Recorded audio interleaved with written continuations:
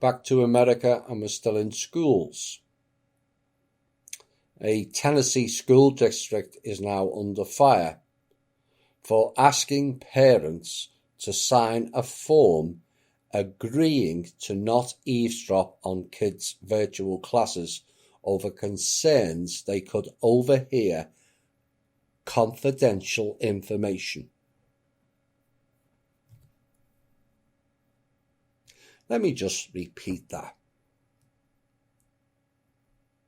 A Tennessee school district is under fire for asking parents to sign a form agreeing to not eavesdrop on kids' virtual classes over concerns they could overhear confidential information.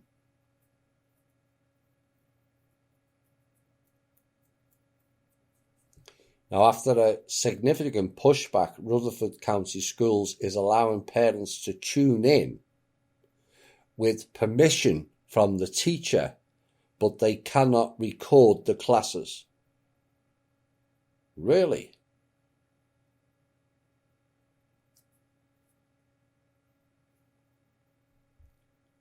It's ridiculous. It's so hypocritical because they've been data mining our children for years. Compliments of Common Core, according to Laurie Cardoza-Moore, who's the founder of Proclaiming Justice to the Nations, who stated that on Fox and Friends Weekend on Saturday. What are they trying to hide? What is the problem? Why won't they let us sit in? The homeschool mum of 5 asked. Now, obviously, because they are teaching our children propaganda that they should not be teaching, she said, and they are trying to socialize our children.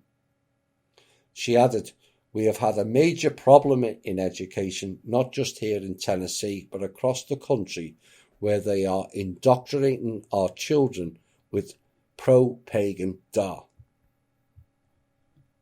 And Cardoza-Moore questioned why the school would encourage parents to snitch on one another and what would happen if a parent violates the waiver.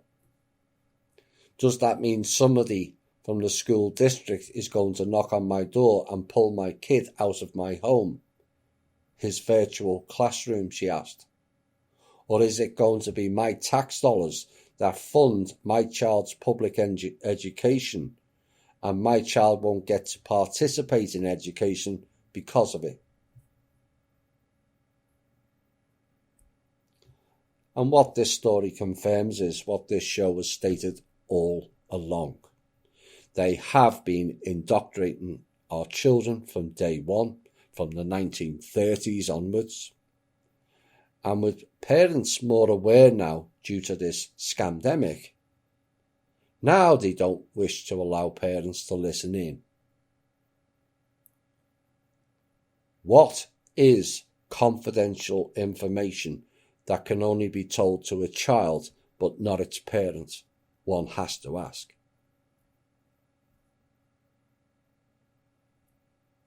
Why are we sending our kids to these places?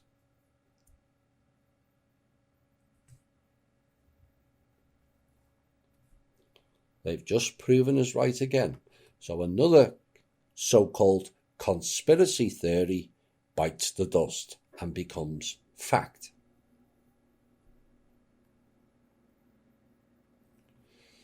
President Trump announced on Sunday that the Food and Drug Administration had authorized convalescent plasma for emergency use to treat patients sickened by the novel coronavirus. Now, Trump, who has been looking to announce progress in fighting the virus, touted the news as a historic breakthrough at a White House news conference on Sunday, saying it would dramatically expand access to this treatment. Experts have expressed optimism about the treatment, but the former FDA Commissioner, Scott Gottlieb, called the move incremental earlier on Sunday, noting that convalescent plasma is already available to thousands of patients, though the new announcement might make it more widely available. Now, the move also comes amid concerns about political pressure from Trump on the FDA and whether the agency is authorizing the treatment prematurely without adequate data about how well it works. Now, I think the Life Force group thought Trump's comments on FDA and new treatments was about the biotech machine. But with this story and the timing of it, it appears to not be the case. Two men accused of planning an anti-lockdown protest in Melbourne, Australia, have had their homes raided and have been arrested. Police vowed to crack down on the protest planned in Melbourne's CBD on Sunday, calling it a blatant breach of COVID-19 restrictions. Officers seized phones and a computer and charging a 41-year-old Rule Barkman with incitement. So a 41-year-old Churnside Parkman is also expected to be charged on Friday. Now, the Facebook event has called on people to protest in opposition to the city's 6-week shutdown and claimed to be a broader movement of planned protests. And the quote on the Facebook page says, "Let's blow this one up and fill the streets to show these criminals we won't give up our country and livelihoods without a fight," the event description read. And it had more than 100 confirmed attendees and 400 expressions of interest late on Thursday evening. Now, if they turn up, the Victoria Police said it wouldn't hesitate to hand out fines on the spot of $1,652 and or arrest protesters.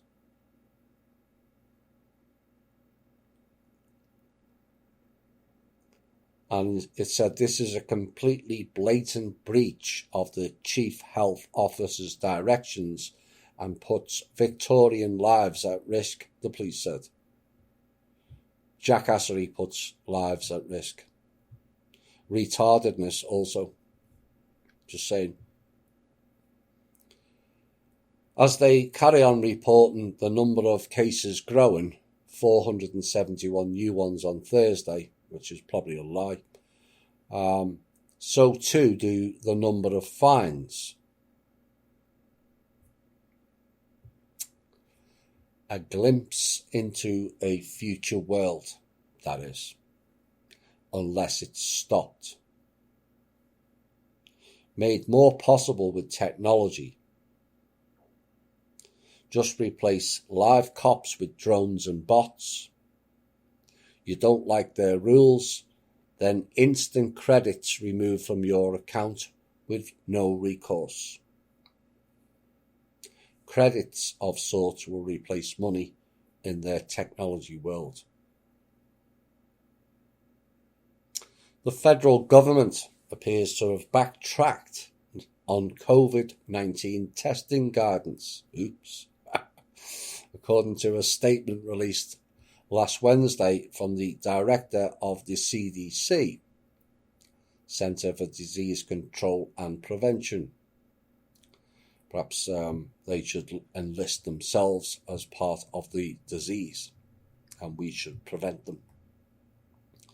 Now, controversial recommendations posted to the CDC website on Monday suggested people exposed to the coronavirus, quote, do not necessarily need a test, unquote, unless they're having symptoms, are older, or are otherwise medically vulnerable. And in the new statement, the CDC's director, Robert Redfield, now says that all close contact of confirmed or probable COVID patients may consider testing.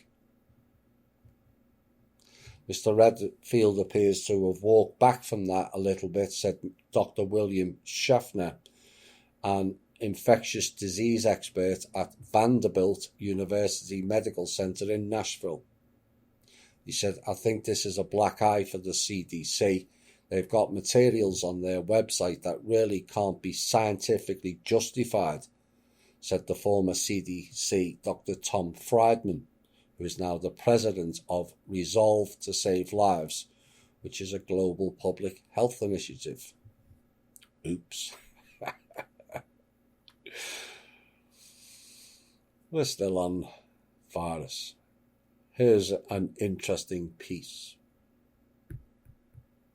This is a part of a small report from a science doctor, a leading science doctor.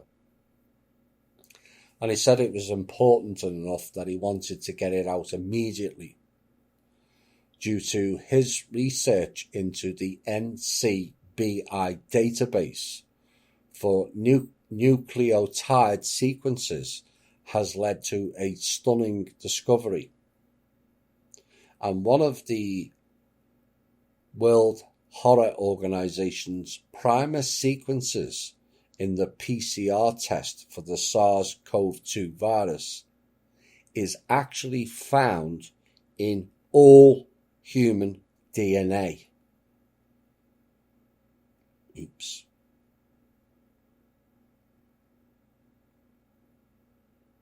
The sequence, which is a series of C's, T's, and G's, but there's no A in it, is an 18-character primer sequence found in the World Health Organization coronavirus PCR testing protocol document.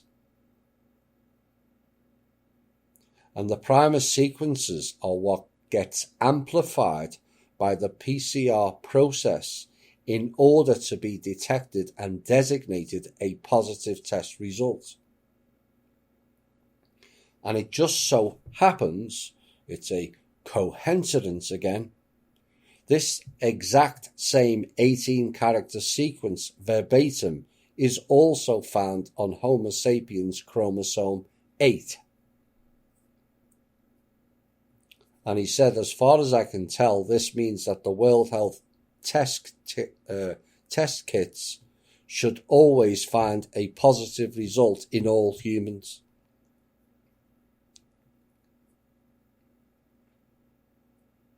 And he said, I really can't overstate the significance of this finding. At minimum, it should have a notable impact on test results.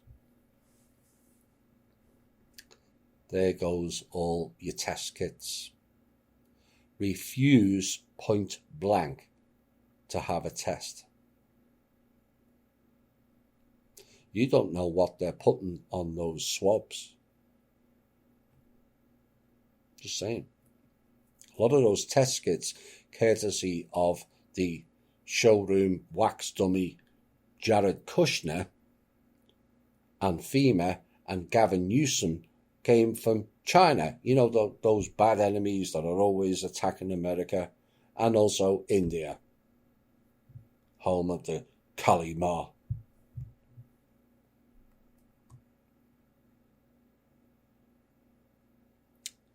Last piece before we go into a music break. A group of doctors this week made good points that echo the warnings I gave in our show many, many months back. And it also serves as a reminder of what we face by complying. Now, the doctors Michael Lederman, Maxwell J. Mailman, and Stuart Youngner put out this summary of the endgame of this pandemic. And yes, it all fits. 1. Vaccines should be mandatory. 2. No religious or personal objections to receiving the shot or shots should be honoured. 3. Harsh penalties should be adopted to pressure the populace to comply, including 4. Tax penalties, higher insurance premiums, and denial of many government and private services for the unvaccinated. 5. Refusal of private businesses to serve or employ the unvaccinated. 6. Refusal of schools to allow unvaccinated children to attend classes. 7. Exclusion by public and commercial transit companies, airlines, trains and buses of the unvaccinated. 8. Requiring by public and private auditoriums of evidence of immunization for entry. A registry of immunization would be needed with names entered after immunization is completed. People who receive the vaccine should be issued certification cards with expiration dates. These certifications could actually be embedded in the skin of individuals. A person would be injected with a bit of dye that's invisible to the naked eye, but easily seen with a special cell phone filter. Or each person would need to present their papers to use any or virtually all restricted services. The papers, please.